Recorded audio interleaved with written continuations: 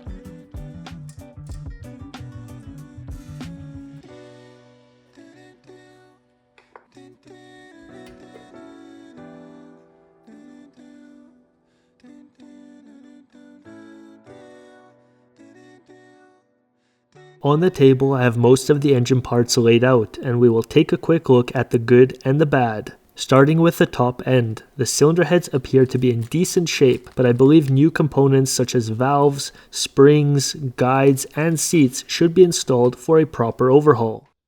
The rocker arms have not yet been disassembled, as I may be making changes to them anyway. The cam followers are in poor condition. Out of 4, only 1 is acceptable, while the other 3 are damaged. One shows pitting closer to the center, and the other 2 have small chips along the edges. I will need to see what can be done with them. This is where the engine gets interesting. The left connecting rod looks fine, but the right connecting rod is completely bent. I'm not sure how this happened. Looking at the pistons, it seems the right one was running rich. My assumption is that the right carburetor either supplied too much fuel or flooded the cylinder before startup, which may have eventually led to the bent rod. Let me know your thoughts down below in the comments. The cylinders have not yet been measured, but visible wear can be seen toward the bottom of the bores. Even if the dimensions turn out to be acceptable, they will likely need to be bored and honed for new pistons, which is not a big issue. The left cylinder also has a broken fin that will need to be repaired before any machining work is done. Rotating parts such as the crankshaft and camshaft will be carefully measured to ensure we are working with a healthy foundation. The oil pump will also be inspected once the block has been thoroughly cleaned. The front main bearing shows questionable wear, even though the crankshaft journal itself looks perfect. There are 2 noticeable dents in the main bearing material, along with several scratches. Since the journal is unharmed, it does not appear that debris was embedded, but the bearing will definitely need replacing. Most of the covers will be cleaned and repurposed for the project, while the engine block will receive a deep cleaning before being measured for accuracy and prepared for a full rebuild. More or less, the parts on the right side of the table can be reused with minor repairs, while the ones off to the left will be repaired, replaced, or modified to transform this engine into something one of a kind. Thank you so much for watching, and I'll catch you in the next one.